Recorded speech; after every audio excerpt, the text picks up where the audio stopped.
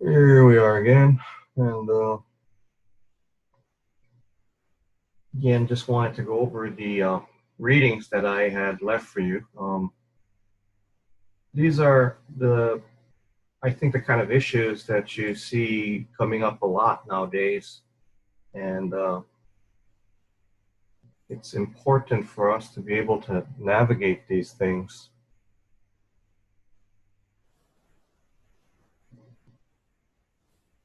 And one thing I just got to get back to Canvas. Sorry. As you can tell, I'm too old and too slow for this computer age.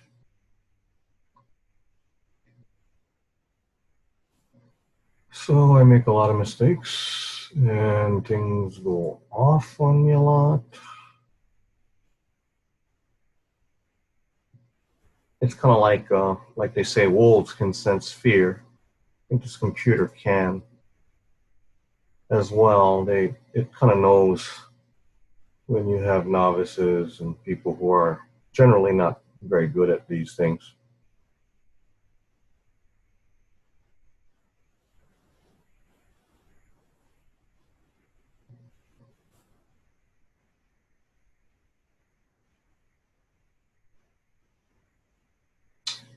Oh, so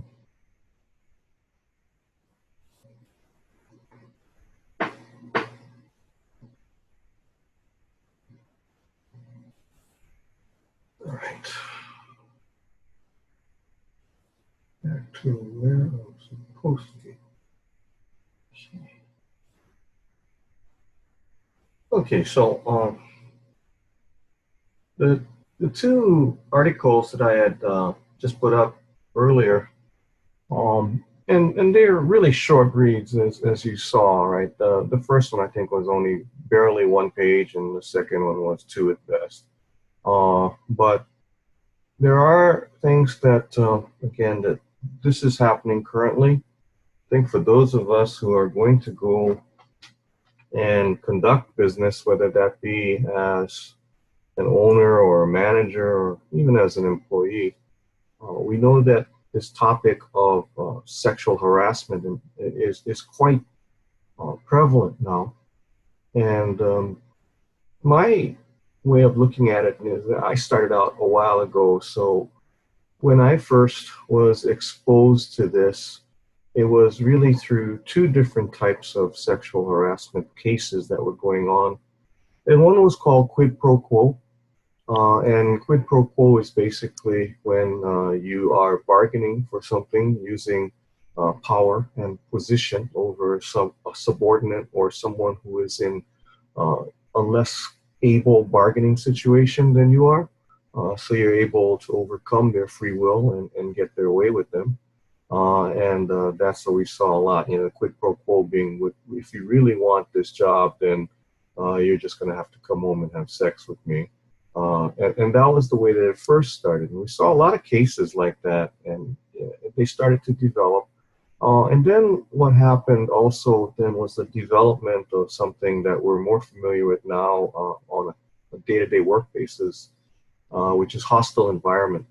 The idea of, as women broke into the jobs that were previously almost the exclusive domain of males, like especially like law enforcement and firefighting, there were the typical, like you may remember Donald Trump saying this during the election, during his campaign, saying it was just locker room talk, you know, just boys will be boys kind of thing. And that was the kind of situation that existed in very many instances, so that uh, guys not understanding that women may be offended by the type of language or the type of pictures or art or video or whatever it is in the workplace, and subjecting their female co-workers to that without their consent, and sometimes even if they had what seemed like consent later on, it appears that that really wasn't the case. So we have those kind of things going. So those are the two basic ones. Now you also have something called third-party harassment.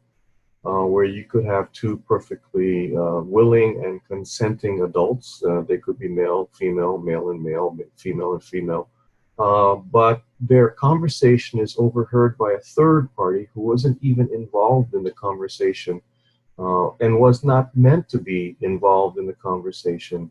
And what we find now is that they have standing under this third party harassment to come up and to file a lawsuit saying that, you know, it was okay for you two to be talking about it, but it greatly offended me.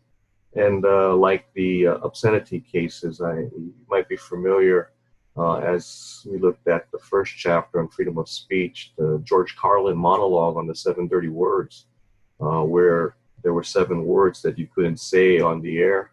You couldn't say them on TV. And this was back in a time when there was basically 3 TV stations. Cable had not yet been evolved. And what would happen is that you would have people that would just basically on the station anytime something wrong or something seemed to be, you know, happening that was.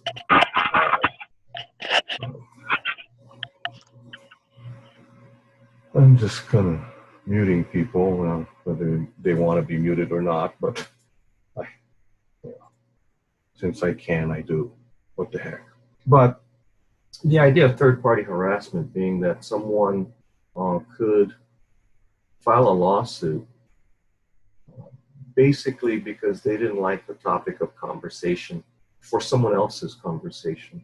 So that 7 dirty words, it happened at 2 o'clock as father was taking his son home from school over the Golden Gate Bridge, and the FM station back in those days started up with the George Carlin routine. And the simple question that you really wanted to ask the dad was, why didn't you just change the station or turn the radio off? You know, it's really, it could really be that simple if that was the real problem. And we always wonder about those things because at times adults have to be adults. And at times people have to take responsibility for their own actions. So sometimes you do ask the question, well, why didn't they just change the station or turn the radio off? After all, it's dad's driving. And for those of us who have grown up either with our dads driving or we're the dad that's driving, we know that whoever's driving has ultimate control of the radio and the radio station or whatever music's on the air. And especially in days when there were no CD players, there were no MP3s, or there were no streaming media. So you couldn't hook up to Spotify or Pandora or something like that in your car. Or there was no such thing as the satellite stations. And you were basically at the whim of the disc jockey, and hopefully there were enough stations so that you found something that you liked. But this idea that people have are offended by things that are being said in their presence is what third-party harassment has come down to. And of course, as we know, freedom of speech does not protect people from committing a tort or from doing things which are against the law. So we need to understand that that's something that we will always have to confront the limits of. So in the, of course, in the Wynn case, you're probably familiar with that, Steve Wynn. He was the founder of Mirage Resorts first, and then he sold that to MGM.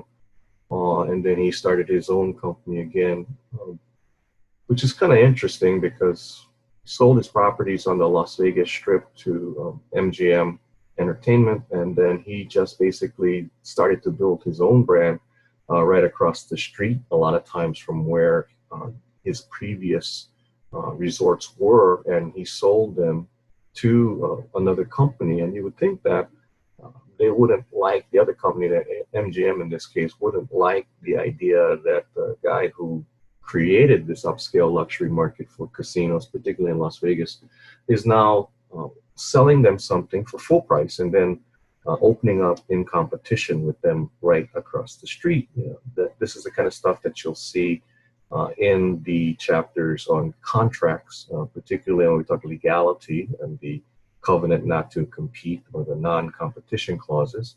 And we talked about that a little bit last time, but we see them again going on. But in this case, it was Steve Wynn who was basically accused of sexual harassment. And there are a number of people have come forward, similar to Bill Cosby and Harvey Weinstein, those kind of situations where a lot of this supposed quid pro quo, the power to exert over someone to negate their free will. You'll also see that in contracts when you look at something called undue influence. And this is something where a situation of power differential exists, and one party uses their superior power over the other to get the other to give in to them for what seems to be a lot of times unrealistic, unreasonable demands, which are quite unconscionable.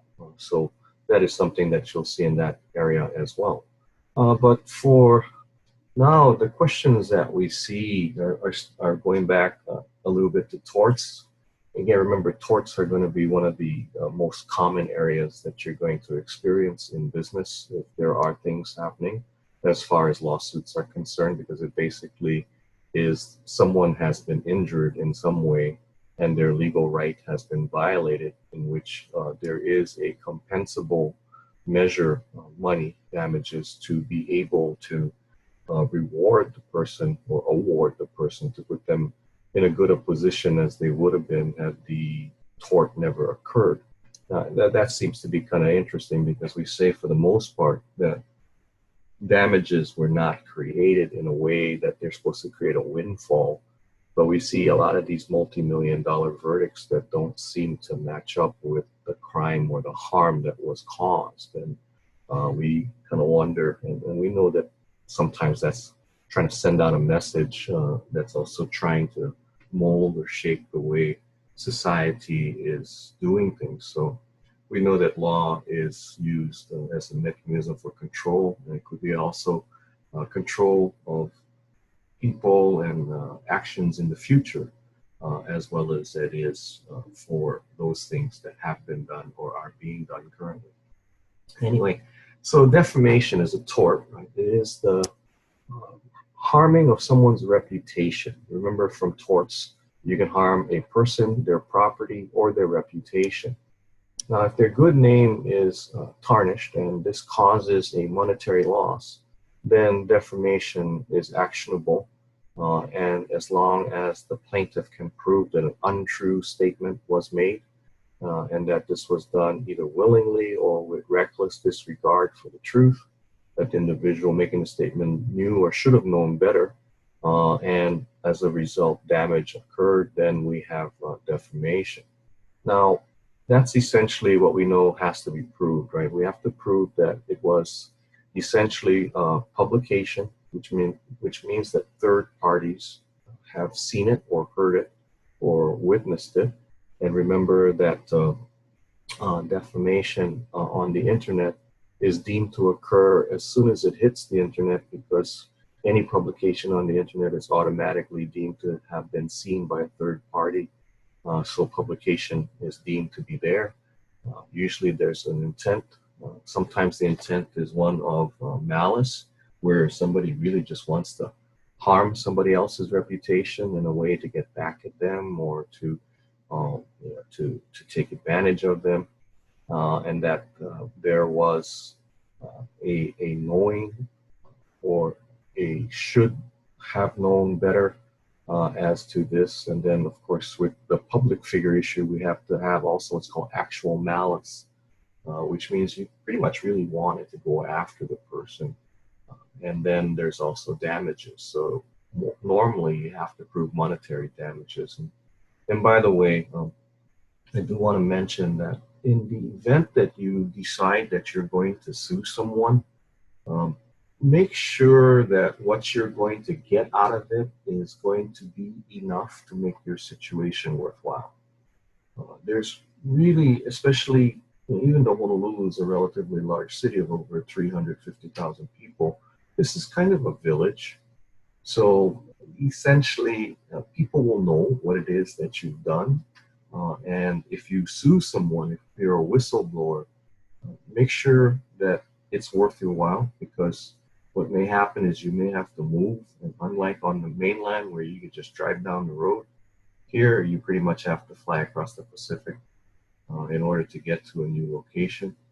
I'm not saying that this is right. I'm just saying that this is the way it is. So, as with whistleblowers, one of the things we always advise is make sure that you tell your family, make sure you tell your friends, make sure that you're knowing of the ramifications that could occur, because people with power that know they have power, that know they have money, they will have no second thoughts about making your life miserable, even if it was their action that was the first to make your life miserable. Um, they are, in a way, kind of immune. And again, not that that's right, that's just the way that it is. And you know that, particularly like let's say with whistleblower suits, people are going to be um, knowing, and people are going to be exerting their power over the situation. And you have to make sure that those people close to you know that they may be dragged through the mud in association with you, or that they may not have the rent for next month because you're not going to be hireable by anyone, because the person who you may have wronged, I'm sorry, may have wronged you, to get back at you will just make sure that nobody else will hire you.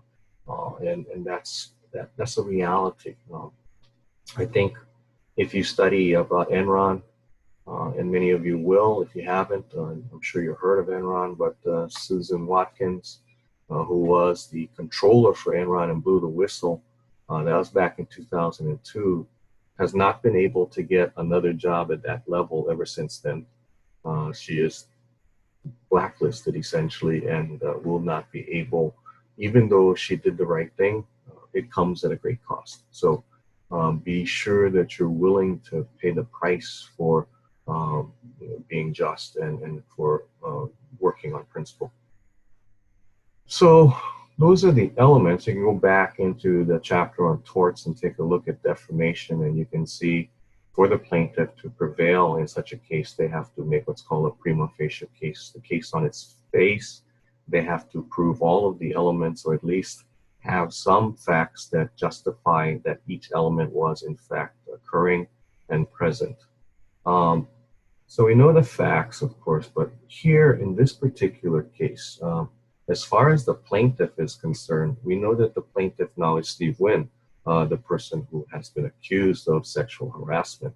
And the law is one of straight up defamation. So if you looked at the reading, what you saw, hopefully it's up there, is that after Steve Wynn resigned as chairman of Wynn Resorts, and after all of these actions were taken and published, he files this lawsuit against a person that used to be essentially his personal assistant, and alleges that the individual knowingly and recklessly slandered him by saying things about him which he says were not true. So, what will happen a lot of times is you just have these battles of the experts. And when you think about some of these cases, you go like, yeah, it should have been so obvious that these things were happening. So let's say with like Harvey Weinstein, all of those actresses that he had assaulted or had harassed, it was pretty clear that a lot of these things were happening and that there was no way he could refute this. So those cases seem pretty clear cut, but there are other cases, of course, which you'll have to prove. And the next reading is going to be something that's going to get into that as well, because many of us will be working in small businesses. And what you have to understand is the reality that power might makes right still, even though there is a rule of law that we're supposed to follow. There are those that feel that they are not subject to that rule. So they play by different rules than the rest of us do. And a lot of times they get their way. So what happened here was that uh, Steve Wynn says that this guy is basically slandering him for saying things that were not true.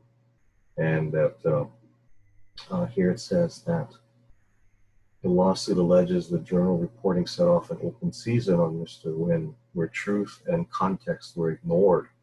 A lot of times you see that mentality where things are just basically swinging the opposite way as far as the pendulum is concerned. I mean, think about it in the context of what you're studying right now in contract law. The whole thing about if you're under 18, uh, that you pretty much automatically win if you're the minor.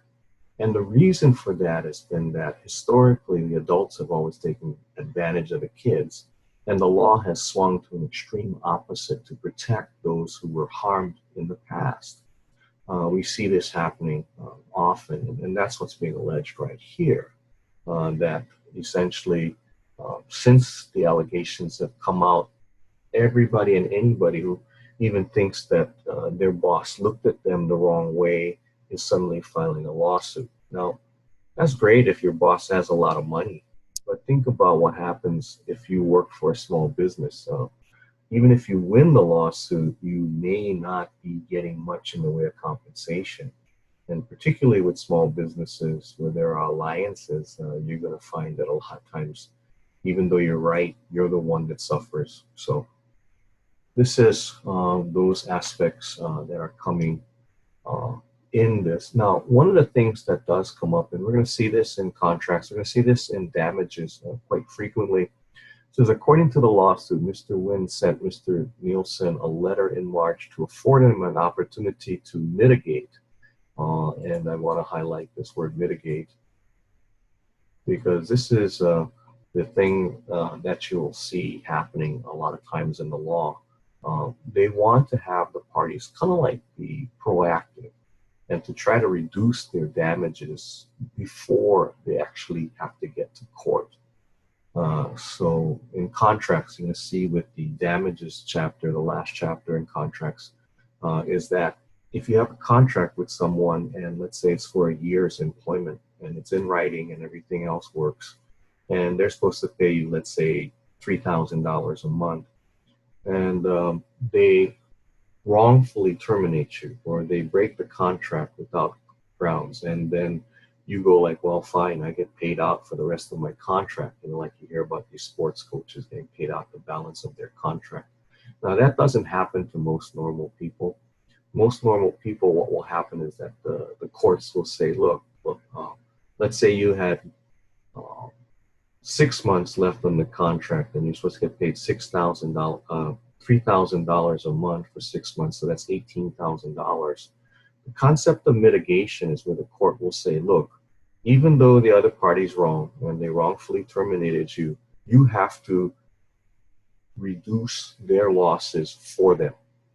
And what that means basically is that if you could get another job, you have to get another job. If you just decide to sit on the beach and go like, well, the guy breached my contract, so I'm going to get paid out for the rest of the time that I should have been working because it was their fault. A judge may very well tell you, no, you should have gone and gotten a job so that you would have cut your wrongdoer's losses. And it sounds odd, but that is the way that things are right now. And like many times when I tell my classes, and this is something we just have to deal with again. Sorry, I'm so negative all the time, but things don't have to make sense, right? They don't have to make sense. You just have to be able to work in the scope of things as they are. So you just have to be able to play the games with the rules that are currently in existence, whether those rules make any sense or not, right? So if you want the rules to change, then you got to work for change, but you can't just say this is wrong and I don't want to do it without suffering the penalty for it, right? So here it says, Mr. Nielsen hasn't retracted his statements. You might be familiar with this concept of retraction from the media, from newspapers and other media outlets that report news. when they report mistakenly that something has or has not happened, they have the right to retraction. They can print something in the uh, article or in the paper. I think you might have seen that. I guess it's in the next one where the individual who is interviewed was given the wrong title in the article, and there was a retraction or correction printed at the very top of the article, I think. But this is the idea of retraction, that you could, take it back and thus mitigate or reduce the damage to the person that committed the defamation. In this case, Steve Wynn, saying that, look, even if I was wrong, you should have realized that I didn't do anything nearly as bad as you said, so you're making me look even worse, causing me to lose even more money, more reputation. So you should have done something to come out afterwards when everybody told you that this wasn't true, to let the public know that the statement needs to be changed or taken back, or in this case, retracted. Now, if we go back and take a look at the the other part of this. So here, again, looking at the questions, mitigation, why does U.S. law provide for mitigation? The idea being that you're not supposed to get a windfall off of these things. So you have to cut the damages as soon and as much as you possibly can. What's the opportunity for mitigation? Could be a retraction, it could be something in the way of a public announcement, a public statement. And this is how could those actions help the situation, or could have lessened the burden and lessen the blow against Steve Wynn for the things that were said. As far as the types of damages, again, remember we have what's called compensatory damages or normal damages, and these are to put the injured party in as good a position as they would have been had the injury never occurred. So you recall from tort law the idea that if your car gets smashed and that's the only thing that's harmed, and it costs $5,000 for the car to be repaired, then you should get back in damages, compensatory damages of $5,000. And just to put you back in the same situation as the car was before the accident, not to give you any extra money so you don't have to go to work for the rest of your life. And then there are other damages, though, which are called punitive damages, which are really to punish the wrongdoer or to send a message out to the world that this kind of behavior will not be tolerated anymore, or because a statute allows for punitive damages to be assessed and awarded. Uh, Whether or not they seem to be appropriate will really depend on your position and your perspective as to whether or not the action was justified in the first place, right? So, should punitive damages be awarded? Well, the answer to that question comes down to a lot of times an ethical one. Is it the right thing to do, or are you just punishing for the sake of punishing? Are you just grabbing money because money can be grabbed, or are you really trying to right a very egregious type of wrong that's occurred? And perhaps for the victims of the sexual harassment, punitive damages may be appropriate, but for Steve Wynn, who was the alleged perpetrator of these things, to then get punitive damages because he wants to make an issue of the person that was his assistant, and even if there was a level of trust between them, he wants to send a message to the world or to send a message to this person, that may not seem to be appropriate. So it really depends on what it is that you are looking at and how your perspective breaks down on these things. Uh, the Wall Street Journal, so there are a couple of questions. Uh, so,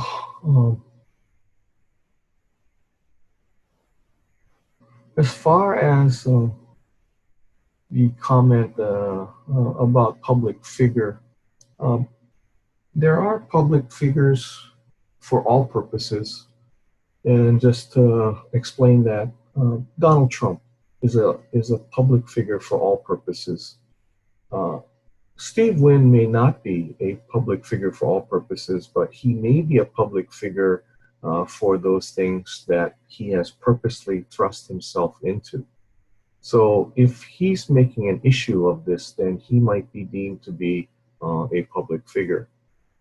So, that's something where we look at it, all-purpose public figure. So I see Luke, and I'm not sure if you can hear me. Uh, okay. But an all-purpose public figure is a public figure for all reasons, for all things. There are limited purpose public figures. So let's say that you really are into a particular cause, and let's say that cause, let's say it's homelessness. So you thrust yourself into the public eye to make statements about homelessness, and maybe even to make statements that the legislature is not doing its part in helping those who are homeless and helping the community to deal with homelessness.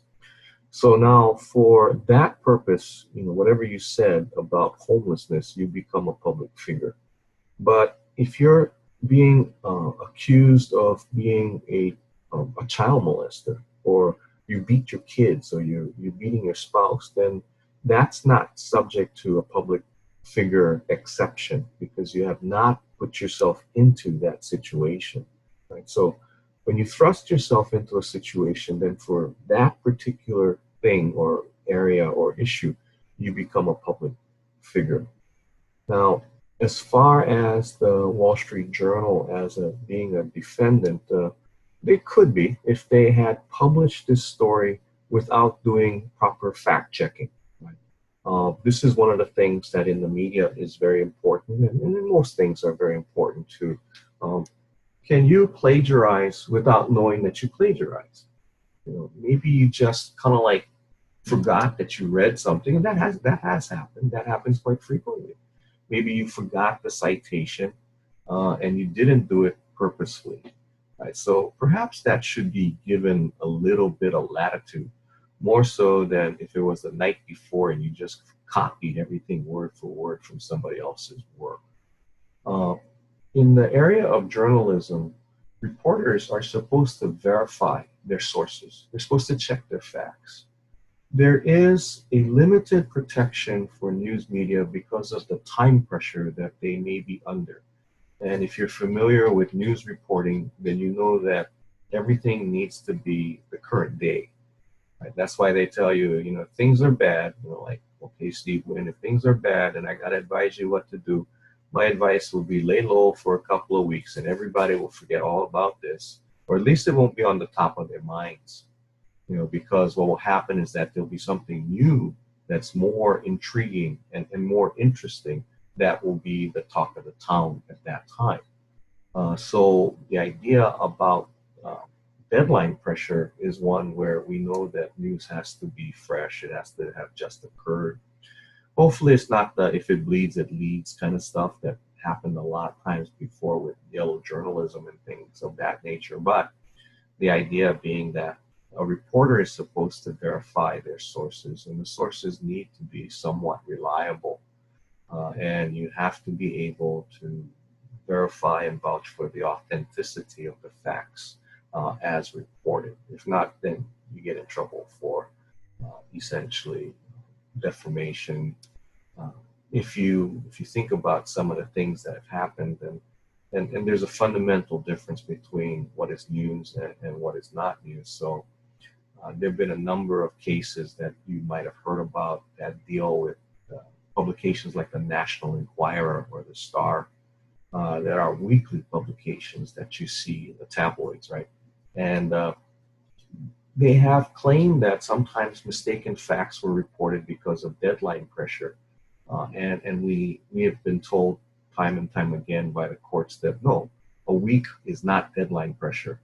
Today is deadline pressure, right? So if you didn't check out your facts, it's because either you chose not to or you were too lazy to do that. So I have a class in media ethics that a lot of the comm students are in, during the day, and they have stories that they have to write on. And I always tell them that, look, you don't have deadline pressure. You had probably 3 weeks or 4 weeks to come up with this story. You just chose to wait until the last possible minute to write it up, and now you have to write something. So that's not deadline pressure. So if you say the wrong thing, or if you write the wrong thing, or if you don't, if somebody sues you, you're going to be in trouble.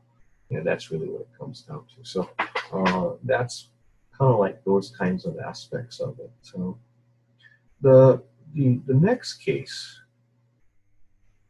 the next reading that we look at is harassment woes at small firms. It says bad behavior may be tougher to stop than at large companies. Now, this is something again that I do want you to be aware of, and I want you to understand that again, this is just the way of the world. It's not right, it's not fair, but it is the way that it is. So, if you look back to the questions that were asked, then you see that why do you think sexual harassment is such a major problem in small businesses? So I think this is something that you'll have to kind of like deal with. So I see right under my wonderful, strange-looking face on the screen, Kanoi. Kanoi, if you could start and help us address this idea, why do you think, or do you think, that sexual harassment is a problem in small business? Oh, hello? Yes. Okay, sorry, I wasn't sure how this worked. I think that there's a problem with sexual harassment in small businesses. One, because I think that they think that their employees, one, aren't gonna tell on them Mhm. or, say anything and or charge them with anything. Because in most small businesses, it's normally a very quaint working environment. Mhm. On the phone. But Oh, in a department in a oh. big business, isn't it the same? But I think that they're not so afraid of retaliation in big businesses. You know how you were mentioning earlier about how when something happens in a small community, to get away from it, in our case, we have to move overseas. I feel like that's the same thing it would be in a small business. But Hmm. when it's a bigger business, it's not that I don't want to say small, but I can't get the words Well, out. you clearly you lack resources to address problems, right? Yeah, Are you an employee anywhere, or I'm an employee. do you work for a large company or a small company? Yes, a A large large company. company. By the way, Small Business Administration defines a small business as one with less than 500 employees. So pretty much every business in Hawaii is a small It's a business. small business. Yeah. There are very few large businesses in Hawaii. But I'm sure that if you work at a large business, then you probably are aware of an HR department with an ombuds person or a Yeah, someone to reach out to, definitely. hotline or something like that. Mm-hmm. Do you have We do. We do. um, We have a external whistleblower line, and then we have an internal HR department. hmm. And have there been many instances where this has had to be utilized? For my own personal self, Or I've had to. company? I mean, I've whistleblowed before for people who work for my company. Hmm. So, um, do you think it's increasing or decreasing as far as the number I of? think with the awareness that it's there, it's probably decreasing. Hmm. Is this something along the kind of job line career path that you want to undertake? Yes. Okay, so you may be in the same situation with the same kind of resources, but I think many of us are going to be in that situation where we're going to be at the small business, maybe even a mom and pop business.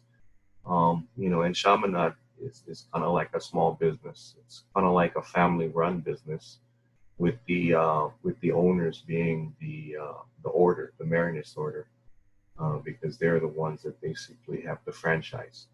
But it is something, of course, I guess with education, we need to be a little bit more conscious and cognizant of this because people will be quick to jump on us in the event that we do something that's not appropriate. So, how about Noi? Noi, do you work in a big business or a small business? I would consider it a big business. Okay. So if there were any kinds of problems, would your staff or would the people that you work with have an easy time being able to report it and hopefully get something done? Yeah, definitely. We have a lot of venues or resources that we could either call or email. It's not just HR. It's also security, and there's managers, regional managers. So, So Noe, if I can ask, do you have to take any kind of training? regarding sexual harassment or Yeah, harassment, particularly about sexual harassment. Do you have to do any kind of training or certification for your job? not that I remember. I know that we talked about it a little bit, like very briefly on orientation wise, Hmm. and it's on our employee handbook. Okay. I wanted to. I just want to take a quick look for something.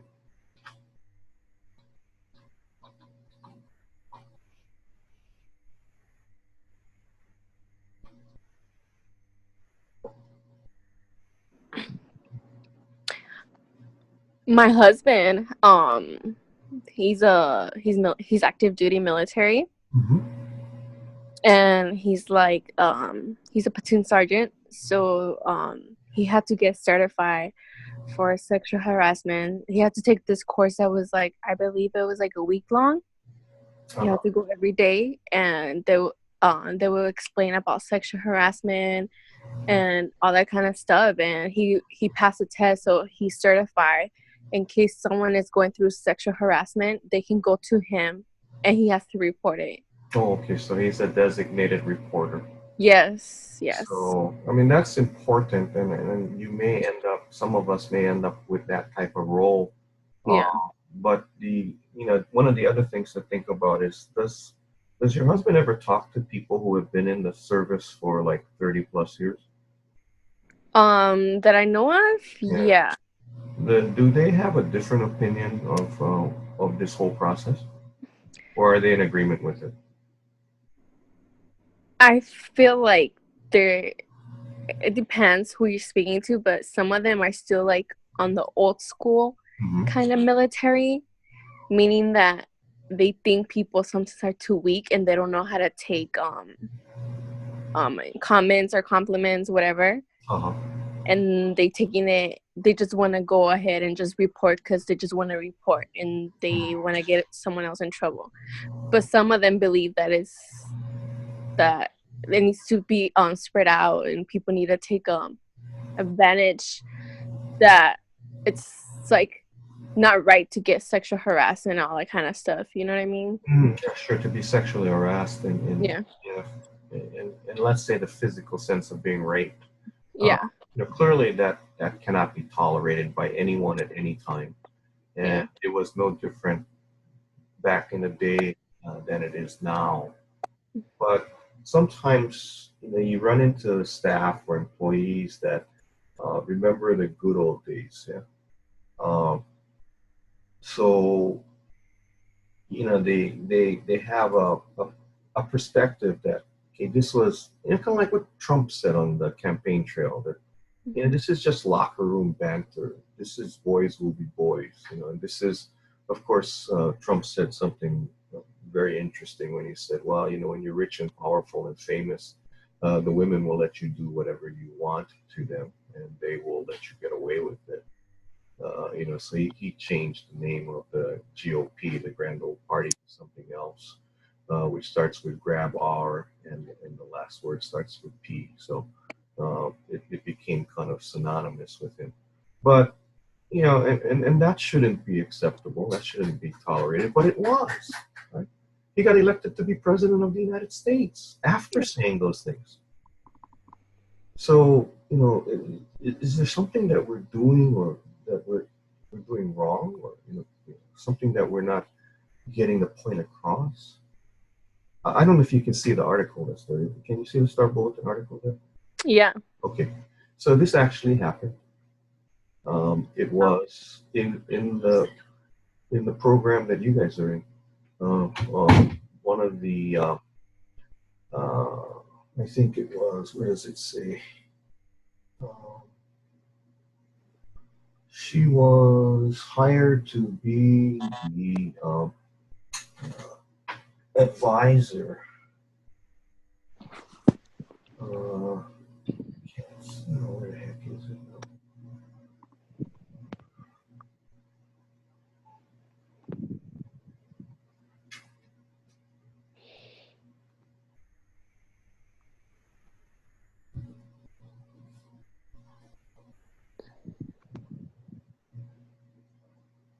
Like with the Donald Trump issue, it's not right what he said at all. It's like it actually offended me in some way.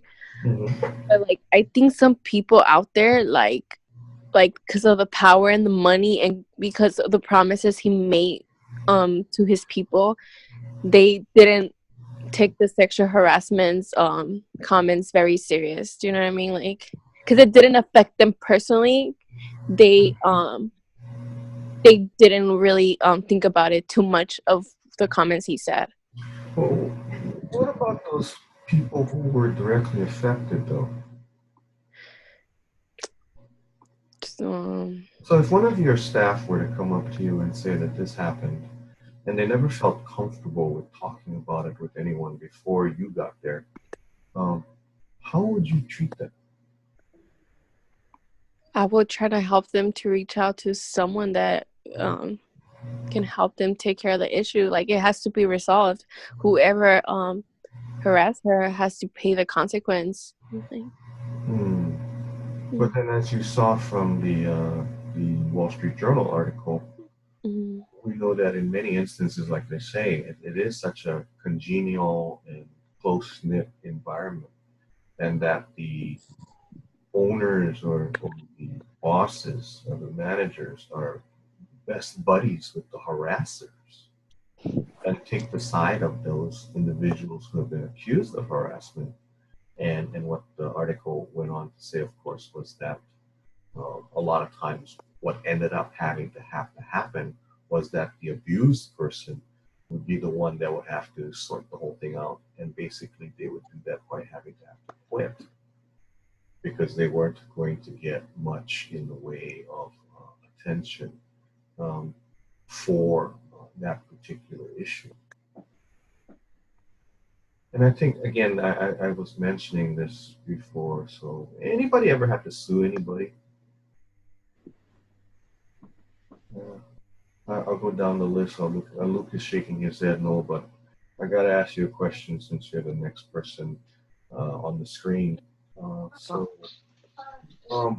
As far as having to deal with that situation, so let's say it's a smaller employer, or let's say that you're the owner. And one of the people who has, or the person that's just been accused of harassment is the guy that helped you start the business. And the person who is coming up to you that says that they have been harassed says that this happened 10 years ago. And there's no statute of limitations on this. To go back 10 years, that's long-standing. You really have to, I think, look at everything. Cause, I'm sorry, I'm getting a lot of feedback from somebody right here. Yeah, to go back 10 years would be tough, depending on how much proof somebody may or may not have.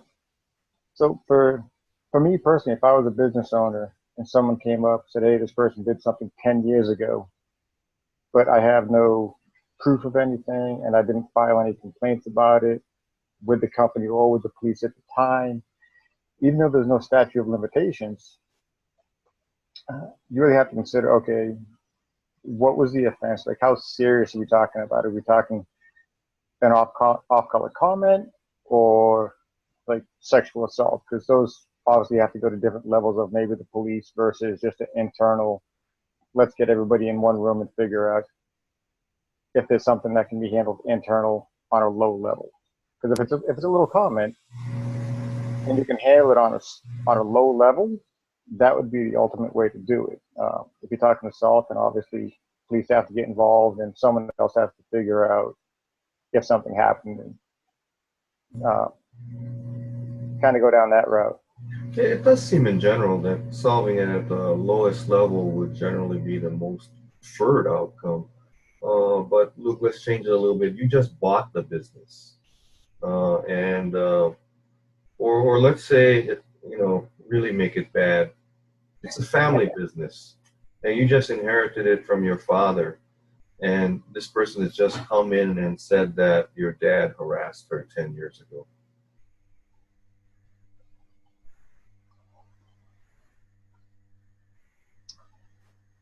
Yeah, that is tough. Well, if I just bought the business or just inherited it, does my dad still work there, or did he die? Let's say he's still around. He's retired and he's playing. He's on the golf course every day now. Well, if I'm the business owner, whether it's a family member or not, you have to take the complaint serious, because if you don't take the complaint serious and follow proper channels for the reporting, you could put yourself in a case where maybe then the person making the complaint could pull up charges against the company for not pursuing the charges. I mean, you can't just dismiss it. So, I'm thanks, Luke. I'm gonna jump over and Tara, thanks for being on the chat session thing. Hopefully you can hear me, and let's extend the hypothetical a little bit, because your comment was 10 years is a long time for a person's memory to be able to hold a reliable account of the incident. What if for the past 10 years, I don't want to pick on Luke too much, but let's say it was Luke's dad. Okay. Luke's dad, who was the owner of the business, just basically glossed it over and said, "You're crazy. I never did that, and you got no right to be accusing me of those things. And if you want to keep your job, So what happens then? I mean, 10 years is a long time, but what if it was 10 years of not being able to even have the issue addressed? Does it deserve to be addressed, or do we just say, it's too long and you don't have any written proof or any statements or any evidence, any witnesses? I can't go with you on this one. No, it has to be addressed because it's a legitimate complaint, but I just don't know the legality of how far it has to go, because as Tara said in the comment, 10 years is a long time for somebody's memory. I mean, police will tell you an eyewitness is the worst witness around. Sure. because memories change and they get influenced from other people and outside sources. And people can see one thing today and remember it differently tomorrow. Mm-hmm. So over a period of 10 years, a lot can change. If it was a serious offense and she just remembers it like, oh, this is forefront of my mind, it's bothering me. I would still have an issue if it's that serious. Why not see the police 10 years ago if my dad didn't take care of it? Because there's always somebody outside. Even if you go to the owner of the company, if they don't see it, there's somebody else. There's lawyers, there's police, there's other avenues to go. Thank you. So, Christopher said he wanted to add into this. So.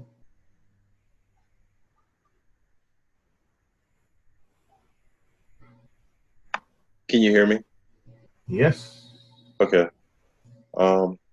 I guess the easiest way is to ask the victim, what is her outcome? What does she want, or he want out of this situation?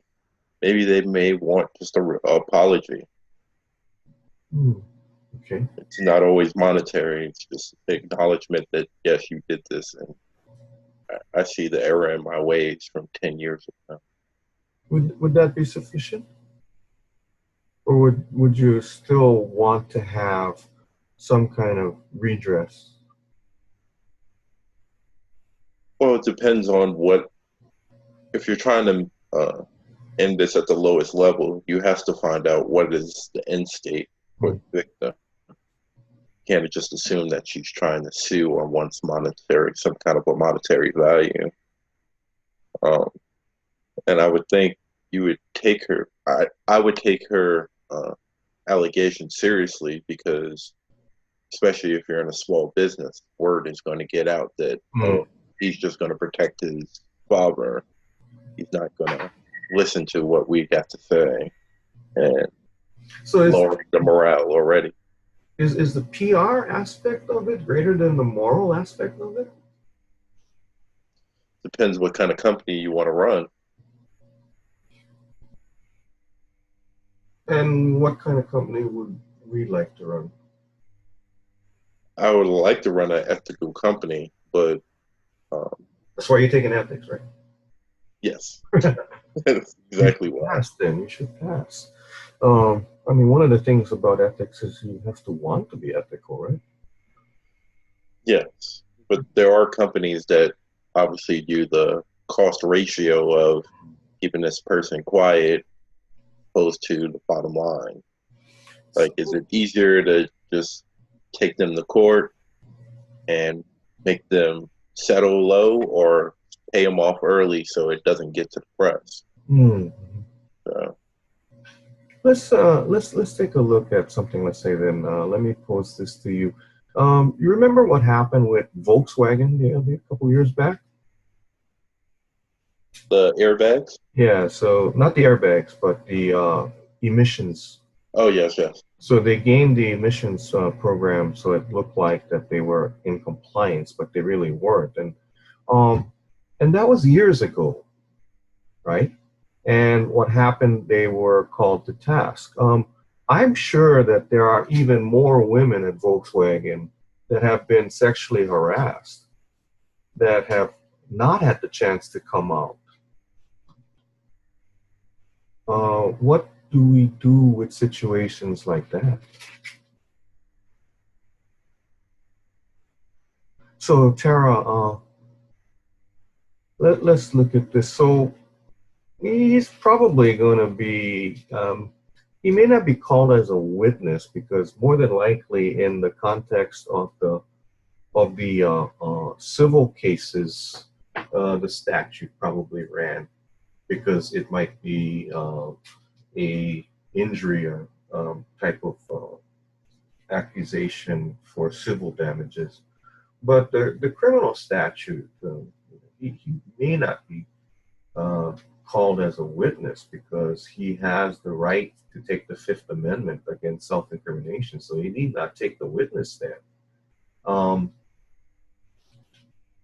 So he's already made the apology, and he's not going to testify, and he can't be forced to testify. He cannot be forced to bear witness against himself.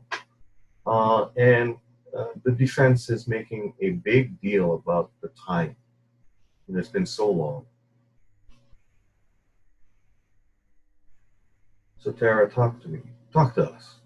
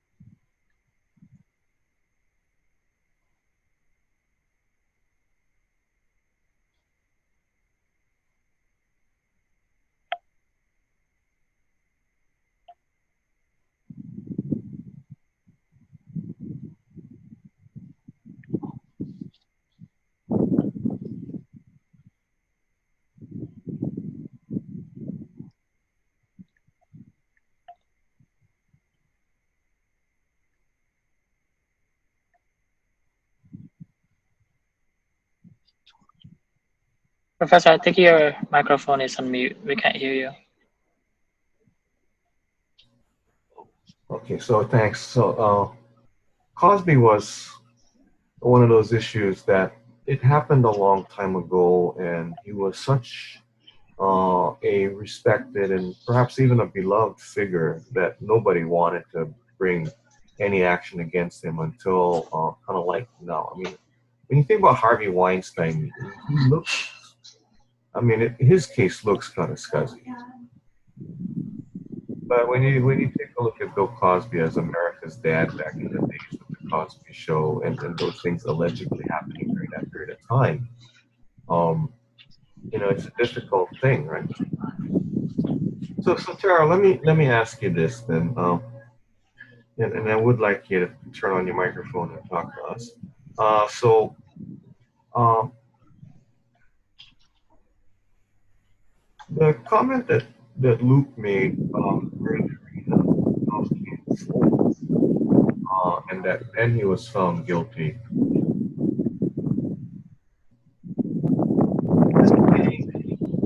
That if you have enough people claiming that something happened that actually did, and if more people claim that it did happen than the one person who claims that it didn't happen, then the one person loses because of the majority.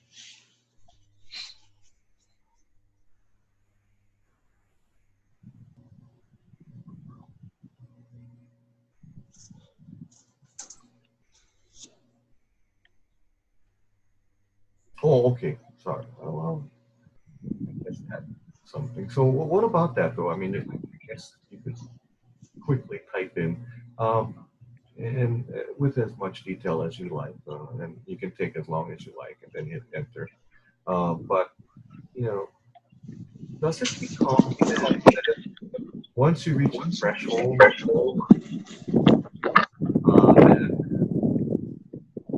going to be found to be guilty regardless of whether you did it or not, if enough people come forward to say that you did?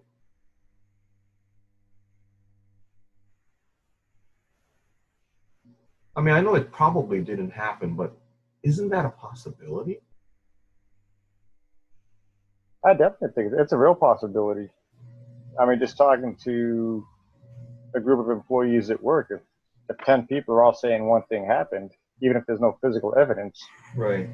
You got the preponderance of people saying all in agreement with one statement. It's tough to battle that. Mm-hmm.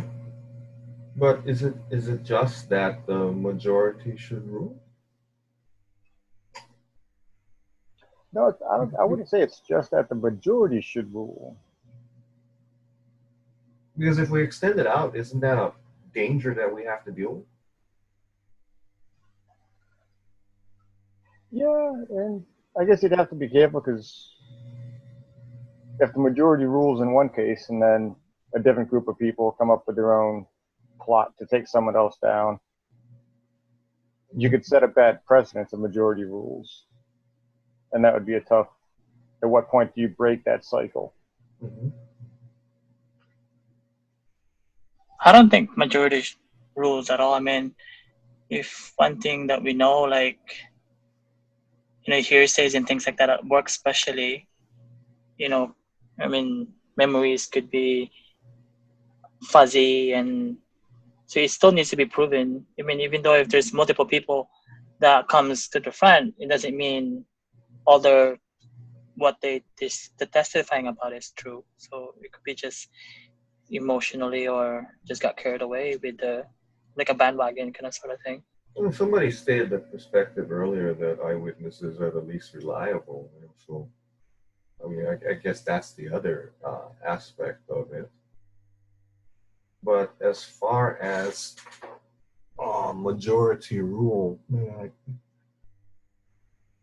what I would commend you to do is go back and take a look at the Constitution, and especially the Bill of Rights, and you'll see there that it is basically negating the idea of majority rules, at least when it comes to the power of the government.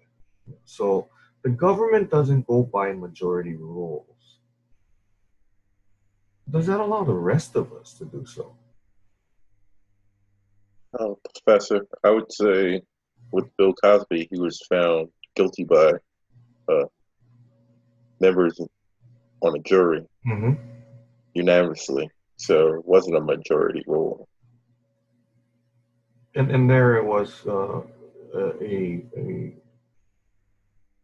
it was unanimous, right? So it wasn't something that people were differing as to their opinions. They all have the same perspective. They all arrived at the same decision. And that was after all sides or both sides had an opportunity to express their positions as well as they possibly could.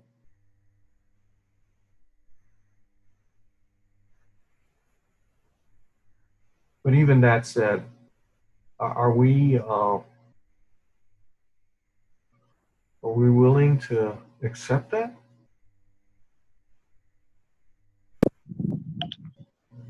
The Bill Cosby trial, it took more than one trial, didn't it? Yeah. And it's on, and it still can be appealed, right? Yes. And what we know about appeals is they cost money.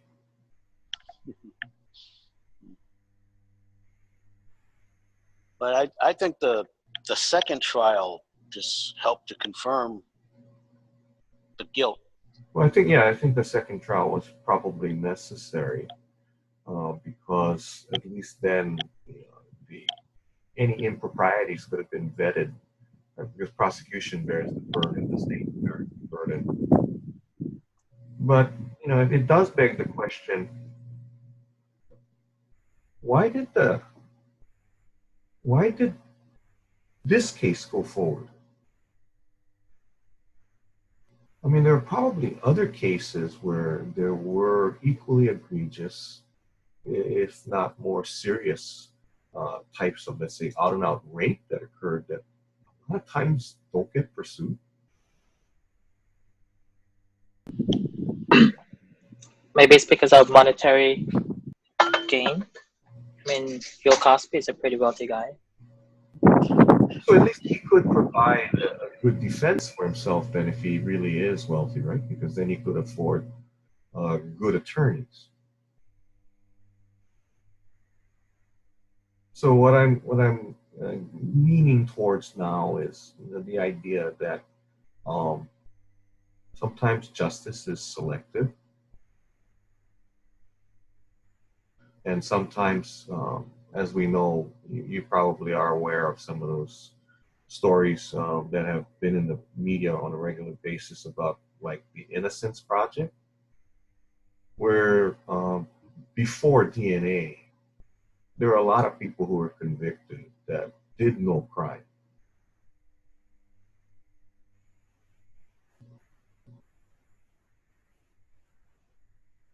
And those who don't get convicted, a lot of times, literally bought their way out of it. So it's something to contemplate. So I'm looking at the article, and so the woman was at Hickam. And this was a while back, but we all continue to this date have to go through an annual online exercise a program of training on sexual harassment. And interestingly, while it was based on gender, obviously, because she's pregnant, it's the kind of thing that it was discrimination based on pregnancy. But we all have to go through sexual harassment training, which is interesting.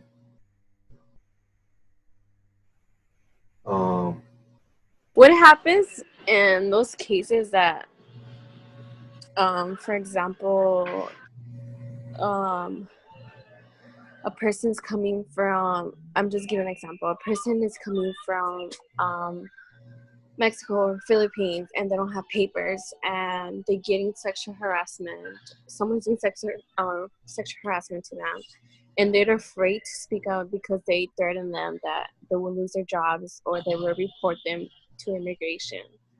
Like, do those people have someone to protect them against that kind of scenarios?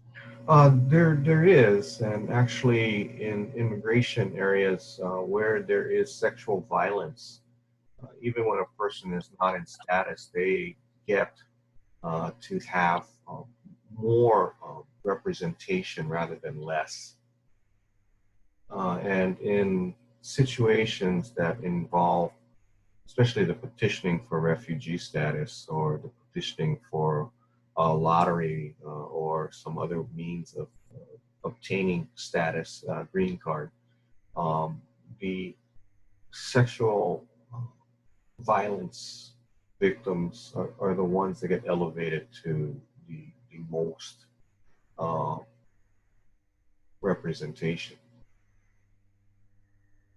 Now, if it's not, it could be the situation where they came in, where they were undocumented, and then something along this line occurs, might be different.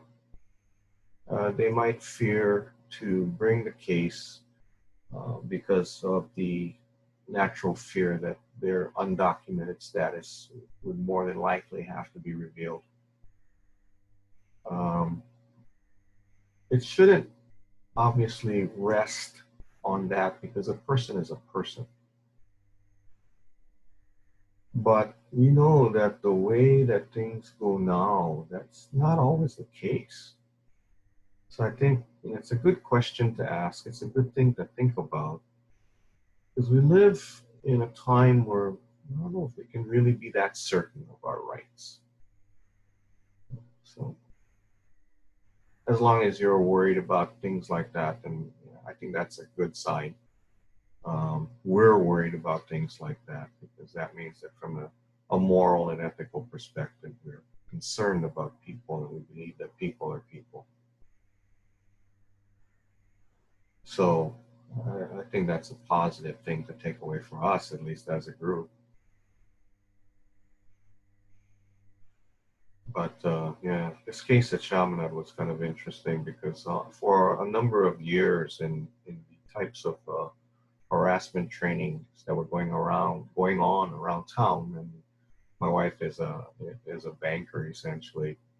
So when they have training, they have these trainers that come in, and the first thing they did was hold up the newspaper with that article, and it clearly points out this is a possibility pretty much anywhere, right? So they bring out this paper and it says Chaminade settles pregnancy bias lawsuit, and everybody's kind of like, okay, I guess we gotta listen now. But no one is without fault, right? So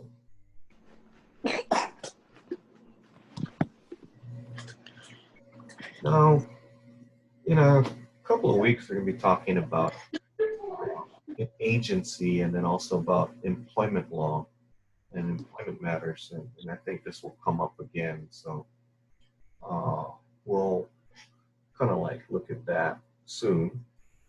But here, again, the questions, the fact that only 53% of small businesses are addressing sexual harassment in their training, the reason for more widespread sexual harassment in small business. So out of sight, out of mind, is that, that's pretty much what they're saying, right? Or at least kind of like trying to get you to go down that path that small businesses really can't afford in many instances this, but at the same time, you're talking about human and civil rights, so you can't say that there's supposed to be a price tag on that. So it is one thing to think about, but the mere fact that it's not being brought up maybe makes it so that other people feel marginalized, or they feel like it's not that important and they're afraid to bring it up themselves because they don't think it's worth somebody else's time. The small business aspect of it, again, I think a lot of us will have dealings with, if not ownership or management of a small business. And the idea is personal relationships. They say blood is thicker than water, but really it's who you know and what they may have on you. And that will always cause for people to mitigate, to lessen the amount of things that they bring forward. So, don't worry, I think, so I'm looking at everyone, so we'll be ending this very shortly, so I just go back and look at the names, and you guys are all kind of into it, much more so than a lot of my other classes. So, hey, you're on Professor, the other side of a TV screen. Yeah. I got a question. Sure. And I've been kind of isolated. Just being in the Army for 20 years, we would get basically sexual harassment training on a monthly basis, to the point where it was annoyingly how much we would get of it. Mm-hmm. And now that I'm out and reading it, and it says only 53% of small businesses are addressing sexual harassment, is there any state or federal law that requires businesses to give training? I know they may have to address it if the complaint is brought up, but is there anything that requires it and they're just not doing it? I mean, there's no law, because there is no law that says that you have to train employees in being good citizens. Where it will make a difference, of course, is insurance, because the insurance company is the body that's going to take the hit, and if you don't have insurance, it becomes very tenuous and risky to do business. So the insurance companies will examine this to evaluate how much premium you have to pay for these things. Okay. But Luke, let me ask you, okay, so 20 years in the Army, when did that monthly sexual harassment training activity start? Did it start 20 years ago, as soon as you got in? Oh, no. And earlier on you mentioned if her husband had spoke to anybody with 30 plus years. So when I first came in, I was in an all male job. Like there weren't any, I was in a unit with probably 500 soldiers, and there wasn't one woman walking around. And that was like probably my first 6 years in the Army, and then I started going into different jobs. It wasn't within the last 8 years where the Army really started focusing on sexual harassment and rape prevention. And I was honestly blown away with how much of it there was even in the Army, because everyone thinks, oh, the Army, everyone's doing the right thing all the time. And the fact is they're not. There's a lot of harassment even within the ranks, and that's why we had to go through so many classes, and that's why her husband had to go to that school to become one of the representatives to have somebody to go to and teach those classes on a monthly basis. So I was kind of surprised at reading these that the training is not out there, because it was the way I've spent my life over the last 8 years or so, just always getting inundated with the training. Right. I didn't realize it wasn't out there with other companies. Yeah. Well, the U.S. government's a big target, right? So anyone that has any inclination of pulling the trigger on a legal action usually wouldn't hesitate if they feel the government's wrong. Yeah, definitely. And that's one of those things too that you'll see in big businesses, and a lot of you are working for larger corporations as well, because then it becomes the insurance game, right? It becomes deep pockets. It becomes the nameless, faceless corporate actor that doesn't have a mortgage or doesn't have kids in school, doesn't have to worry about anything because they're just big business. And obviously, the government's the biggest one of those in those situations, right? That you can find no larger entity than the U.S. government. So they're it's kind of surprising that the government took so long to come around to this, right? That I'm surprised that it hasn't been going on for a lot longer as far as the training is concerned, because they've always had the deepest pockets, and maybe it's because the government can just print money. Well, I know that initially, going back 20 years, it started out, I believe, just like annual training, and then it would slowly progress. Mm-hmm. Sure. Like I said, the first job where there weren't any women, it was just annual because it was just a bunch of guys. And, Right. To go back to locker room talk, the Army was full of it. Nobody ever got upset. It was just recently where it really started getting more prominent. Yeah. Well, as there were more women going into the military and more women becoming part of the military, it becomes a lot more prevalent. Yeah, absolutely. So it is something to think about, especially if you end up going to work for a company that looks like a good old boys network. So, my husband was telling me that the old Army to the new Army is kind of different because the Army what? So the old Army versus the new Army. So like Luke was saying, it was more along the lines of just an annual training, and the Army's in a big push to where it's more of a quarterly training. And so it went from a program that wasn't really fully established to a program now where the commanders enforce it, and it's more talked about in the open now. So soldiers are more prone to use the program that has to deal with sharp issues like sexual harassment, assault. So when it comes to reports now, people are more prone and open to doing it now that, one, there's more awareness, and two, that they know the commander supporting them. So when you look at old versus new, like he's saying, I agree completely. Like people weren't as the people weren't as sensitive as before, and now we kind of got into generations where being sensitive is an issue, I think. So yeah, and then with the types of activities that are going on, I mean, think about it. The military is one of the largest factors, one of the largest branches of government in many ways, shapes, and forms, in actual numbers as well as in budget. But the government also runs EEOC and civil rights and all of these other organizations that are out there telling everybody else in the world of business, at least in the United States, that, hey, you got to toe the line on these things. And if the military, the Army, is not following that dictate, which the government is telling everybody else to do, it really does seem very hypocritical. Right? Yeah. Would really want to listen to the government then, going like, hey, well, you guys are the biggest abusers. Why should we listen to you?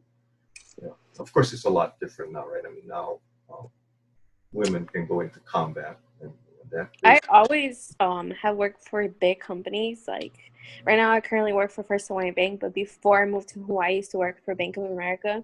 And honestly, I never got training about sexual harassment. Yes, they talk about it in the handbook of human resource. They talk about it like really briefly, and they make you sign an acknowledgement that there's no zero tolerance. Right. But that's it. It doesn't go like about campaigns, and they don't do like PowerPoints about it. It was just like, that's all.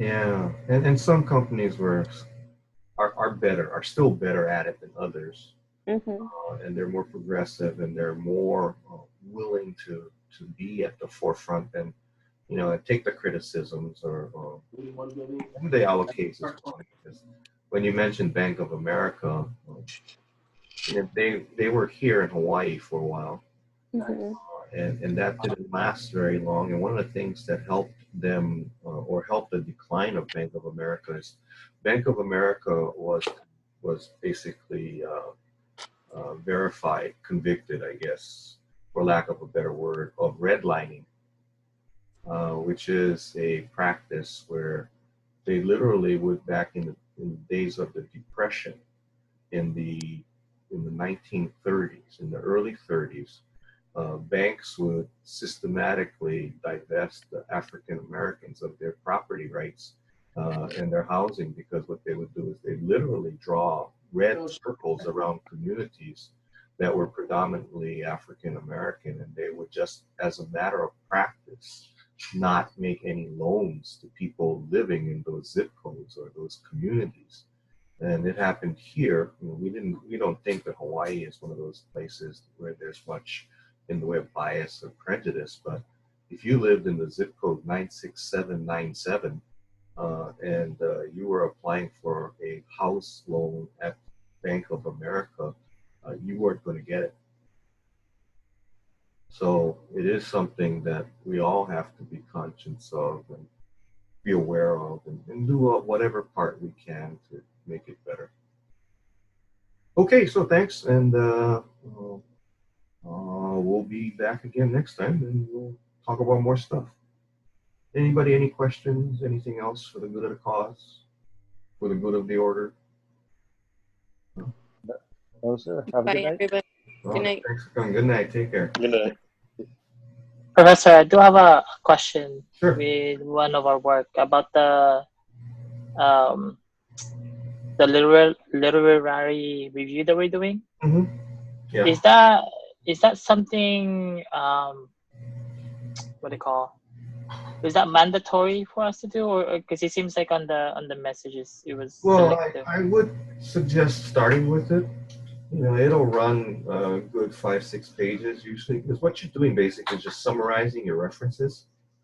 Okay. Coming to more than likely, you will end up looking at a lot of things that seem to be saying the same thing.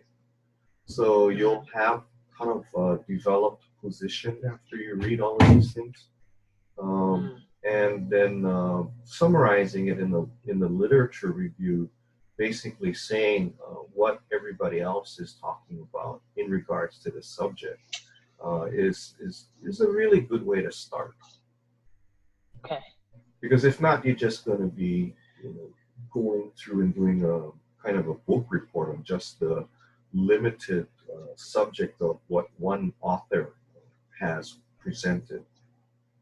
So I want you to be looking, the literature review is basically to look at a number of perspectives or a number of different views, and they could be very similar, but they could also be very different, to see what's going on in the subject area. Okay. Right? Because if not, you're writing a book report on the Pope's paper. Right. Thank you for clarifying that. Sure, no problem. Okay, anybody else? Anything else? Somebody in the chat. Okay, good night. And I will get the end meeting button. See y'all next week. Take care. Thank you.